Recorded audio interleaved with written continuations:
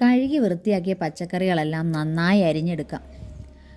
കഴുകാനായി നമ്മൾ ആദ്യം തന്നെ ചെത്തി വൃത്തിയാക്കിയ പച്ചക്കറികൾ ഉപ്പും മഞ്ഞളും ചേർത്ത വെള്ളത്തിൽ കുറച്ച് നേരം സോക്ക് ചെയ്ത് വെക്കുക. അങ്ങനെ വെച്ച പച്ചക്കറികൾ 10 മിനിറ്റിന് ശേഷം നന്നായി കഴുകിയെടുത്ത് നന്നായി അവിയലിനായി കഷ്ണിച്ചെടുക്കാം. അരിഞ്ഞെടുത്ത പച്ചക്കറികൾ ഒരു കുക്കറിലോട്ട് മാറ്റുക. അതിലൽപ്പം ഉപ്പും മഞ്ഞൾപ്പൊടിയും ചേർത്ത് കുക്കറിൻ്റെ വിസിൽ ഊരി മാറ്റിയിട്ട് അടുപ്പിലേക്ക് വെക്കാം. ആവി വരുന്ന സമയത്ത് വിസിൽ വെച്ച് കൊടുക്കാം.